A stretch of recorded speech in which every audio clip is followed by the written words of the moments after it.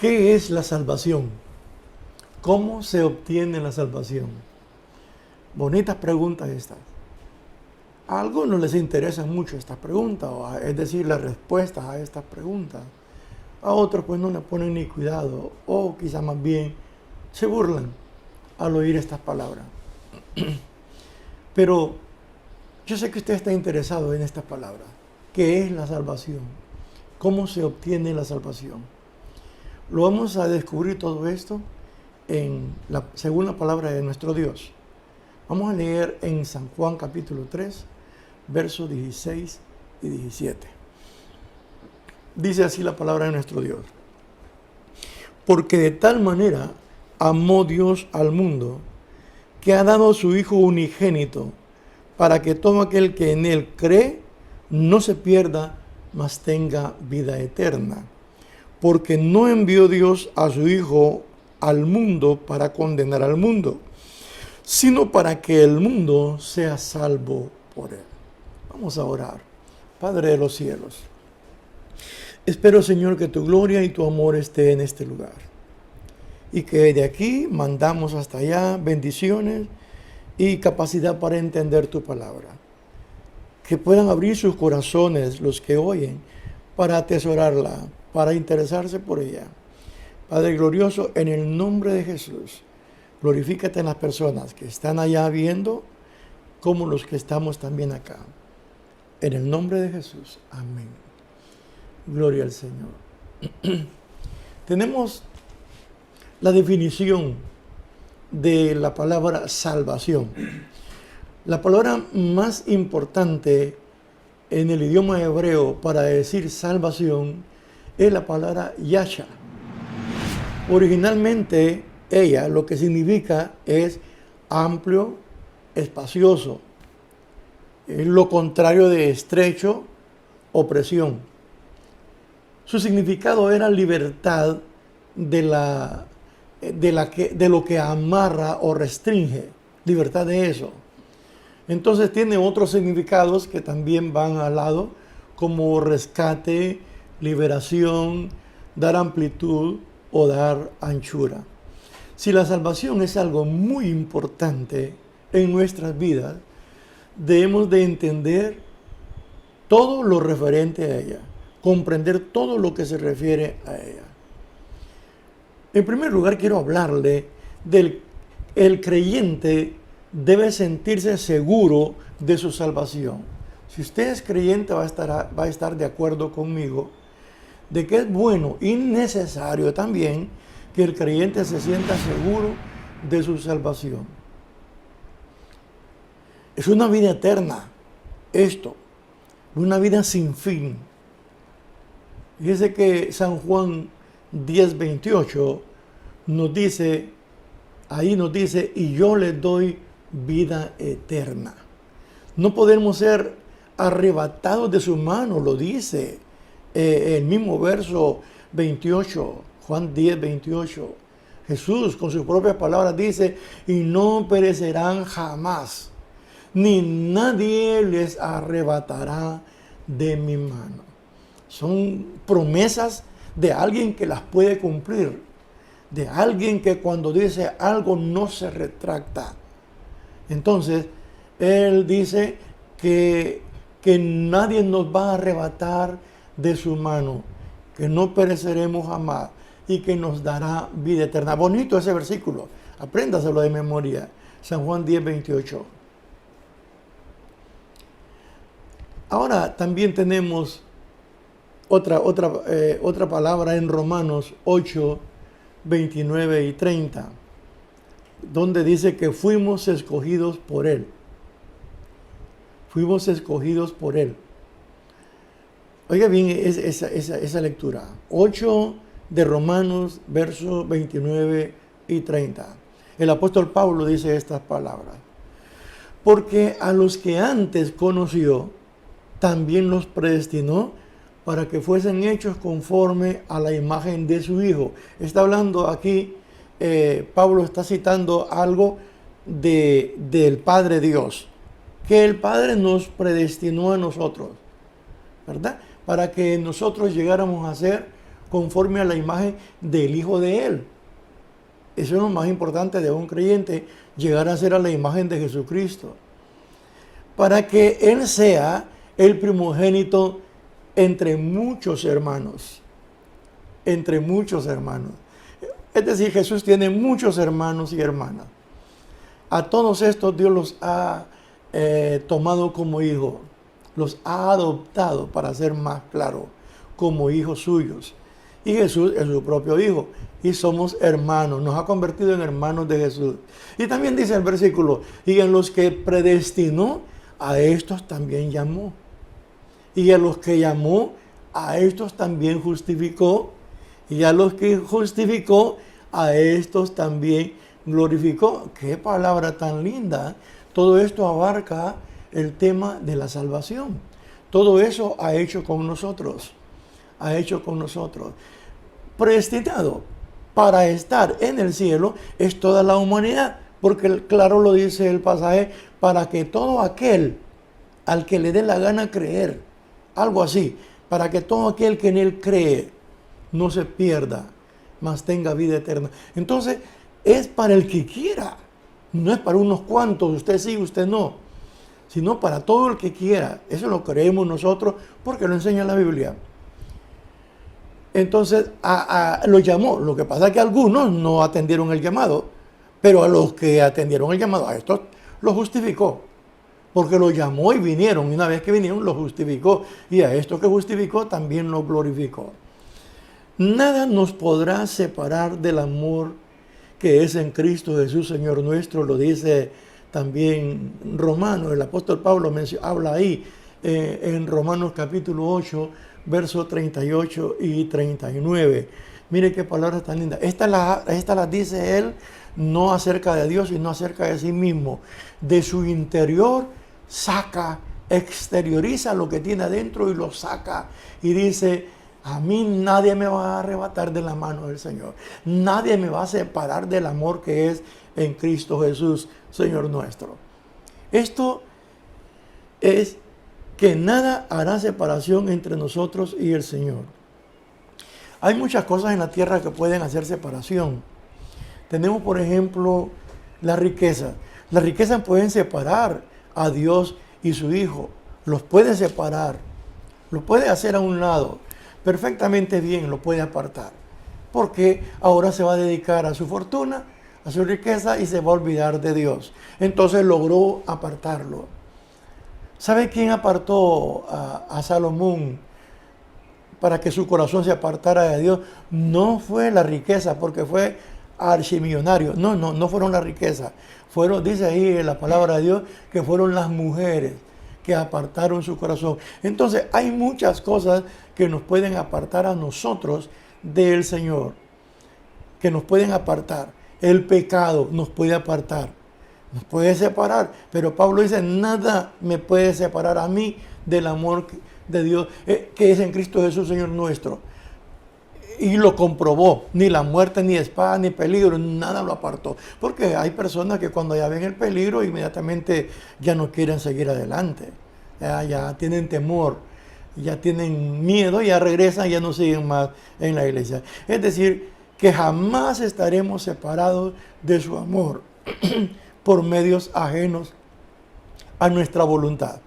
Hemos decidido seguir a Cristo y lo vamos a seguir, y ninguna cosa creada o por crearse nos va a separar. Esto indica que si algún día estamos separados de su amor, ha sido por nuestra propia voluntad, pero no porque a la fuerza nos quieran separar. Seremos nosotros los que decidiremos si nos quedamos o nos separamos del amor que es en Cristo Jesús. También, en segundo lugar, yo quiero mencionarle que el creyente debe evitar el peligro de perder la salvación. Yo sé que al mencionar esto voy a tener contrapeso, no es contrapeso, contrariedades, mejor dicho, entre los oyentes. Quizá usted sea uno de ellos que le ha gustado mis predicaciones, pero hoy va a decir qué barbaridad lo que el hermano está predicando. Sí, es la verdad. La Biblia lo enseña, por eso yo también lo enseño. Si a usted le han enseñado de una manera equivocada, esa no es mi culpa, ni es la culpa de Dios, ni culpa de la palabra, porque la palabra dice la verdad. Entonces es la palabra del Señor la que a mí me gusta predicar. ¿Saben por qué digo esto? Porque estoy hablando de perder la salvación. Pero hay algunas doctrinas en la tierra, doctrinas evangélicas, que dicen que la salvación no se pierde, que una vez que aceptó a Cristo es salvo, siempre es salvo, y que aunque se vaya al mundo y ande, óigame, si yo creyera esa doctrina, ya me hubiera ido al mundo a disfrutar el mundo, pues si de todas maneras siempre el Señor me va a llevar, siempre voy a ir al cielo porque estoy predestinado para eso. Esa sería la lógica más grande. ¿Qué tengo que estar haciendo yo en una iglesia? Absteniéndome de tantos placeres que hay allá afuera, pero que yo lo he rehusado, como dijo también Pablo. Pablo pensaba igual que yo. Él decía, esas cosas las tomo como basura. No, Pablo hubiera regresado al mundo otra vez. De todas maneras, era salvo, siempre salvo. No, es mentira eso. No le crea usted todas las mentiras al enemigo. Porque aún dentro de la iglesia el enemigo tiene sus tentáculos y sus doctrinas. Discúlpeme a alguien si le estoy ofendiendo, pero podemos platicar de la palabra de Dios y podemos hacernos a un lado de lo que no está correcto. Entonces, todo cristiano debe tener en cuenta que si se aparta del amor de Dios, morirá por el pecado que cometió. Volverá a morir.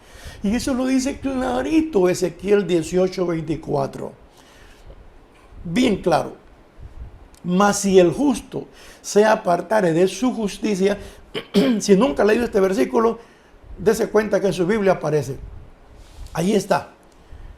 Mas si el justo se apartare de su justicia y cometiere maldad e hiciere conforme a todas las abominaciones que el impío hizo, ¿vivirá él? Pregunta a Dios.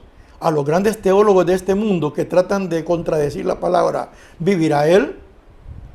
Ahora responde el Señor bien claro, bien claro. Ninguna de las justicias que hizo le serán tenidas en cuenta. Por su rebelión con que prevaricó y por el pecado que cometió, morirá. Y pienso yo que si hay un pueblo predeterminado para la salvación, es Israel. Si quisiera yo creer que hay un pueblo predeterminado, no, pero no es así. La Biblia no lo enseña también así. Que es su pueblo, sí, dice él.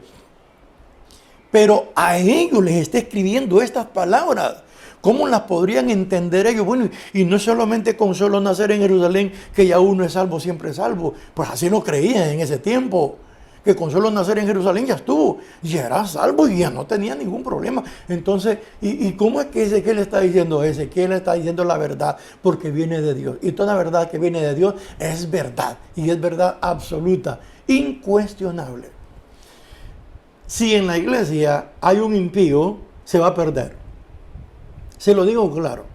Si en la iglesia hay un hermanito o una hermanita impía o impío, impío quiere decir que se hace pasar por cristiano, anda con la Biblia, hasta predica en la iglesia y hace todo esto y bien bonito y habla de Cristo, pero es impío, no quiere andar en las cosas correctas.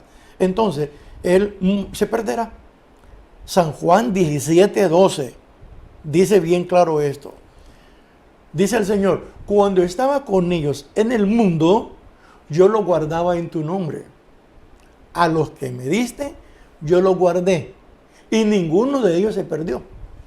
Ninguno. Ni Judas. Oiga bien eso. Oiga bien. Ninguno de ellos se perdió. ¿Y por qué digo yo ni Judas? Cuando él mismo aclara ahí. Sino el hijo de perdición para que la escritura se cumpliese. Porque Judas no era de los suyos. Judas era un hijo de perdición que se había metido dentro del pueblo. Estaba dentro de los 12. ¿Sabe qué significa eso? El amplio amor de Dios. Fíjese que en el capítulo 13 del libro de Mateo, ahí se menciona la segunda parábola. La primera es la parábola del sembrador. La segunda parábola dice que un enemigo sembró mala semilla en los campos, en los cultivos. Entonces sembró cizaña. Esa no la sembró Dios. ¿Y sabe qué dice después? Que los hombres dijeron, vamos a romper, vamos a echar fuera a la cizaña, la vamos a arrancar. Y le digo, no, no lo hagan. Porque Dios quiere que el justo y el impío habiten juntos, que estén dentro de la iglesia. Pero a la hora, usted va a ver todas las parábolas, la mayoría de las parábolas que están en el capítulo 13 del libro de Mateo, terminan. Y a la orilla del mar se escogen los peces buenos y se desechan los malos. Y que el trigo va a los graneros del Padre y la cizaña al fuego. Y así está hablando de separaciones al fin del siglo, las separaciones que van a haber. Pero van a estar juntos ahorita porque el amor de Dios así es. Y también la palabra dice que por el oír viene la fe. Yo puedo tener en la iglesia impíos e impías, muchos en la iglesia, y no tengo ningún problema por eso. Ni los voy a sacar, porque por el oír viene la fe. Algún día puede ser que crean, algún día puede ser que entiendan la verdad. Entonces ahí que estén. Pero sepa bien esto, que el impío morirá. Entonces el texto decía así: cuando estaba yo con ellos en el mundo, yo los guardaba en tu nombre. A los que me diste yo los guardé y ninguno de ellos se perdió. A los que el Señor le dio. Pero a Judas no se lo dio el Padre, sino el hijo de perdición, para que la escritura se cumpliese. Esa es otra cosa. Entre los que Dios le dio a Jesús, Judas también estaba en la cuenta. Jesús está dando cuenta al Padre, pero le aclara que él no tiene la culpa de la pérdida de Judas. Él no tiene la culpa de que Judas se ha perdido, puesto que esto sucedió para que la escritura se cumpliese. Entonces, mire, Dios lo mandó al infierno. No, Señor, Dios no lo mandó al infierno. La Biblia, ¿sabe que también dice la Biblia? Por si usted no ha leído mucho la Biblia, también la Biblia dice, imposible que no vengan tropiezos. O sea, los tropiezos tienen que venir, pero luego dice, pero hay de aquel por quien vienen los tropiezos. ¿Sabe también qué otra palabra dijo el Señor? El Hijo del Hombre va, según dice la Escritura, pero hay de aquel por quien el Hijo del Hombre se ha entregado. El Hijo del Hombre va a sufrir, pero hay de aquel que lo haga, ¿verdad? Yo tengo que sufrir persecución, pero hay de aquel que lo haga. Hay de aquel que me haga sufrir a mí. Eso está claro. Está claro. Él le aclara eso. Entonces, impío quiere decir falta de religión o de piedad, contrario a la religión. Ese es un impío, aunque está dentro de la iglesia. Es difícil que los que se descarriaron sean tomados en cuenta nuevamente, sin la reconciliación. Oiga bien lo que dice Hebreos 6, 4, 5 y 6. Porque es imposible que los que una vez fueron iluminados y gustaron del don celestial y fueron hechos partícipes del Espíritu Santo y asimismo gustaron de la buena palabra de Dios y los poderes del siglo venidero y recayeron, sean otra vez renovados por arrepentimiento, crucificando de nuevo en sí mismo al Hijo de Dios y exponiéndole al vituperio. Si un creyente se aparta de la verdad y va y se reconcilia en otra iglesia porque allá se acomoda a su gusto, es difícil que encuentre la salvación o que sea renovado. Porque la gente se aparta. Mire que yo tengo varios consiervos. Me da lástima de muchos de ellos, de todos ellos, pero algunos no los conozco. Pero sí hay muchos de ellos que me dicen, fíjate que yo ya me volví a casar. ¿Y eso? Sí, no, y estoy predicando en otra misión porque allá se acepta el recasado. Pero ¿cómo es esto? Vaya, le voy a poner un ejemplo. Yo no fui borracho, pero imagínense que yo hubiera sido borracho antes de aceptar a Cristo. Y yo le diga a ustedes que ya hace tiempo nos conocemos, y yo le diga, fíjense que ya volví otra vez a la borrachera y tuve que salirme de las asambleas de Dios. Estoy en tal iglesia predicando, pero como ahí a los borrachos se aceptan. El adulterio, la fornicación y la borrachera y la inmundicia y la lascivia, todo eso son pecados que van mancomunados, van cerca, son afines.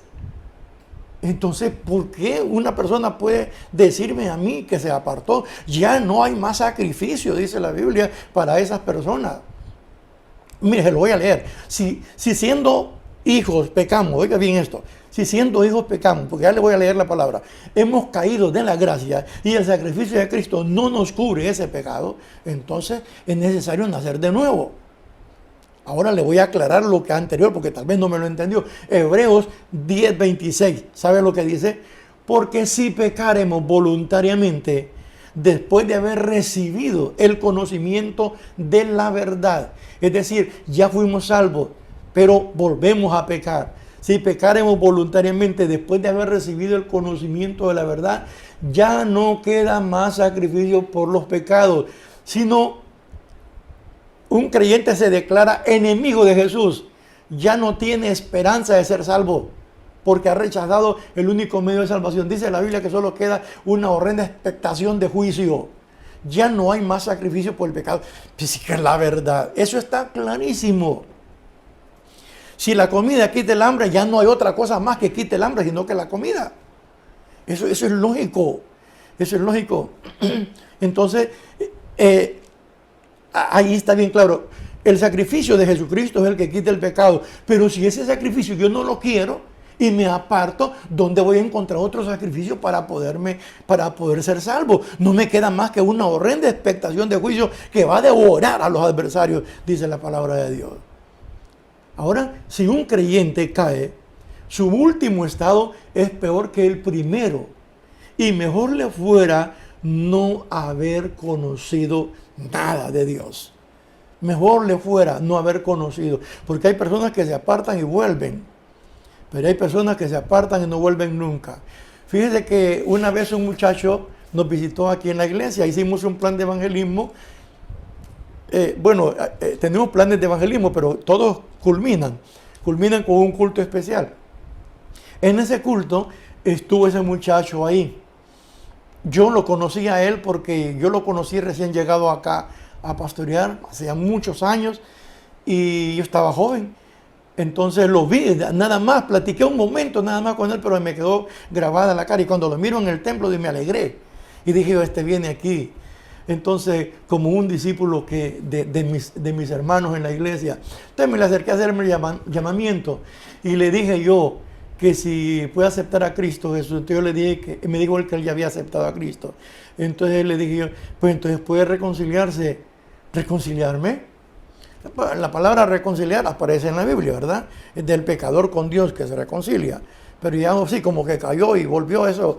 Es también reconciliamiento, pero reconciliación, pero la verdad del caso es que él me refutó esa frase y me dice, reconciliarme.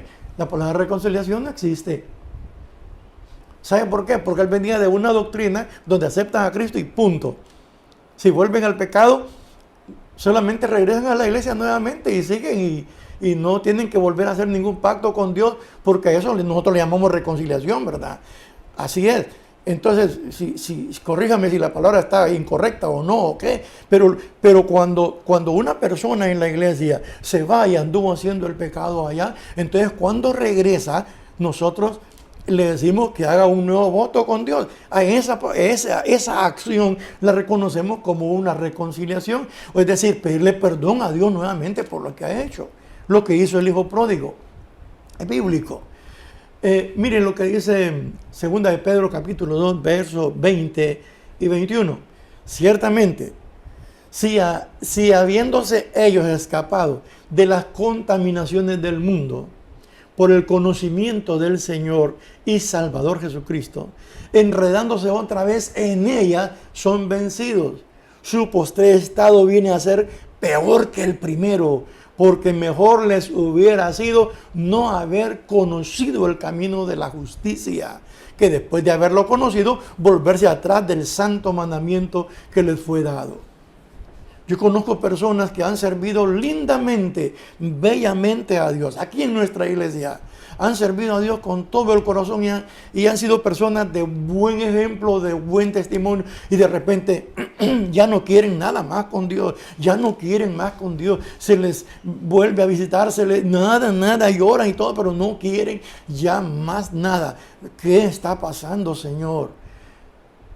Vienen a un estado horrible, peor.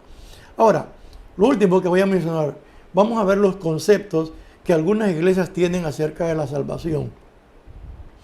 Eso, si a usted le molesta alguna parte de eso, yo le ruego que termine de ver el mensaje, le va a ayudar de algo. Pero voy a mencionarle algunos conceptos que algunas iglesias tienen de la salvación.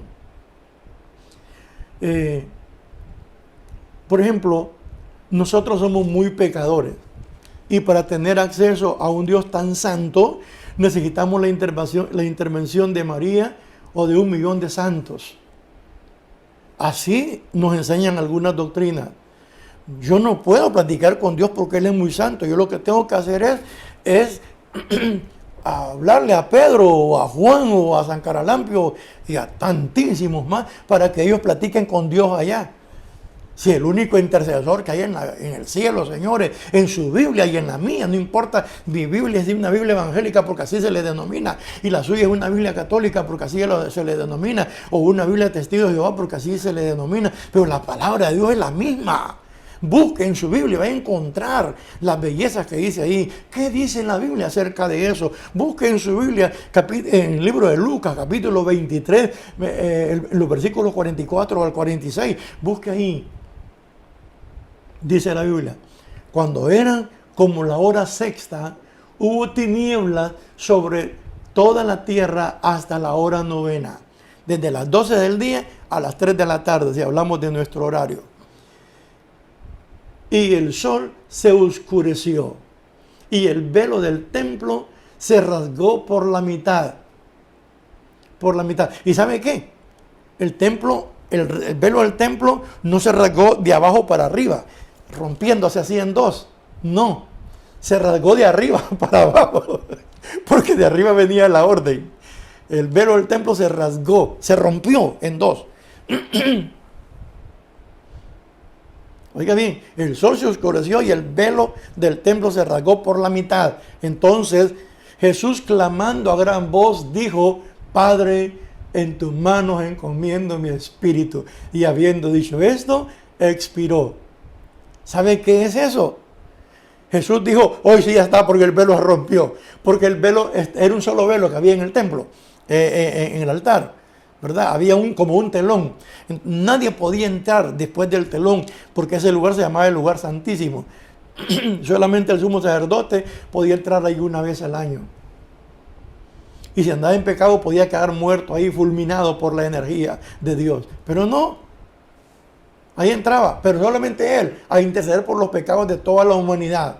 Ahora que el velo se rompió en dos, todos podemos entrar al lugar santísimo. Usted y yo, aunque seamos pecadores, aunque seamos lo peor de la basura de este mundo, podemos entrar a ese lugar santísimo, porque ya se rompió. Y Jesús dijo: está terminado todo. Y encomendó su espíritu al Padre. Y dijo: hoy sí me puedo ir, porque ya mis seguidores tienen acceso directo para platicar con Dios. Ya no solamente el sumo sacerdote una vez al año. Ahora puede entrar todo el mundo al lugar santísimo y platicar con Dios. No es en el templo, es en cualquier lugar donde usted se encuentra. Usted está en el lugar santísimo si habla con Dios. Porque usted puede orar y usted está platicando directamente con Dios. Para eso necesita ser hijo, ¿verdad? Desde que una persona acepta a Cristo como su Salvador, ya es salva. Y aunque vuelva al pecado, es salva. Eso enseñan otros. Mire que esto ya no enseña que hay que pedirle a un sinnúmero de personajes ficticios. Algunos fueron reales, otros a ver. Desde que una persona, dicen otros, acepta a Cristo como su Salvador, ya es salva. Y aunque vuelva al pecado, siempre es salva. Porque la salvación, dicen ellos, es eterna. Y no es cierto, hermano. Sí, es cierto. ¿Qué dice la Biblia de los que vuelven al pecado? ¿Puede una persona que practica el pecado entrar al cielo? ¿Puede alguna persona que practica el pecado entrar al cielo? Bueno, pregúnteselo a Judas. Hay otros que en otras doctrinas se menciona así: desde que nací soy cristiano, desde que nací soy salvo. Una persona que dice esto, sabemos que no sabe nada de la enseñanza de la Biblia. La Biblia dice que el mundo había perdido el derecho de ser hijos. Y por esto apareció Jesús, para que nosotros nos acercáramos al Padre. Juan 1:12 dice eso, que solamente los que le reciben son hijos de Dios. Nadie puede llegar al Padre si no es a través de Jesucristo. También lo dice San Juan 14:6. Ahora, si un creyente vuelve al pecado, Dios lo vuelve a recibir como hijo. Veamos el ejemplo del hijo pródigo. en Lucas capítulo 15, versos 11 y 32. El mismo Jesús declaró que Él había venido a buscar y a salvar lo que se había perdido. Y si usted cree que no se ha perdido, entonces no vino por usted. Él vino a buscar lo que se había perdido. Pero si usted no se ha perdido, realmente por usted no vino. Se lo digo bien claro, el Señor Jesús lo dijo con sus propias palabras. Para esos que dicen que ya son salvos, que desde que nacieron son hijos de Dios. Bueno, siga así, siga así. Allá va a tener su chasco. Pero yo se lo estoy aclarando. Ahora, como conclusión quiero dejarle esto. Una persona no se va a salvar por lo bonito que le enseñan en su iglesia, sino por aprender de la bendita palabra de Dios. Así es que estudie la palabra de Dios y esto será lo mejor que usted puede hacer. La salvación no es segura por la religión a que usted pertenece, sino por tener en su corazón a Cristo Jesús. Usted no se va a salvar porque pertenece a una religión. Y si usted cree que viniendo a Tepad su salvación es segura, está engañado. Viniendo a Jesucristo, sí. Usted viene a Tepad porque en Tepad le enseñamos la doctrina como el Señor quiere que se enseñe. Pero no porque solamente aquí se puede salvar. Entonces, si usted no entrega su corazón completamente al Señor, de nada sirve que esté en Tepad. Ahora yo puedo decirle al amigo que me está mirando, porque hay amigos que ven nuestros videos, no le niegue la entrada a Jesús en su corazón. Déjele entrar. Él quiere entrar a su corazón. Él dice: aquí estoy a la puerta y llamo. Si alguno abre la puerta, entraré a él y cenaré con él y él conmigo. Solo quiero terminar diciéndole que si usted no es cristiano, puede serlo hoy. ¿No ha recibido a Jesucristo? Puede hacerlo hoy. Y los que le recibieron en un tiempo, porque la Biblia dice que los que le recibieron son salvos, son hijos de Dios. Los que le recibieron en un tiempo, estos, quizá algunos se han apartado y quizá usted es uno de ellos. Yo le digo: vuelva al camino. El Padre le está esperando. Vuelva. Si usted va a hacer su decisión hoy con el Señor de venir al Padre Celestial a través de Jesús, reciba a Jesús como su Salvador. Para esto usted haga una oración pidiendo perdón por su pecado. Yo voy a orar por usted al Padre. Como también los demás que están viendo tienen algún problema, alguna dificultad, oren por su dificultad. Yo oro también por usted. Oremos entonces. Padre de los cielos, te doy gracias, mi Dios, por esta oportunidad de haber predicado tu palabra, de haber llegado al corazón de muchos. Padre glorioso, en el nombre de Jesús, Señor, te pido que perdones el pecado de estas personas que se están entregando a ti hoy. Sí, mi Dios, inscribe sus nombres en el libro de la vida. Yo sé que tienes deseo de hacerlo. Padre, ayúdanos a nosotros a poder ayudar a esta gente a que realmente se salven y lleguen al cielo a través del conocimiento de tu palabra. Gracias, mi Dios. También quiero pedirte por los que están pidiendo por alguna necesidad. Glorifícate en ellos, que conforme ellos piden, así les conteste. En el nombre de Jesús. Amén. Espero que la paz de Dios esté con cada uno y esperamos que siga con nosotros. Dios le bendiga.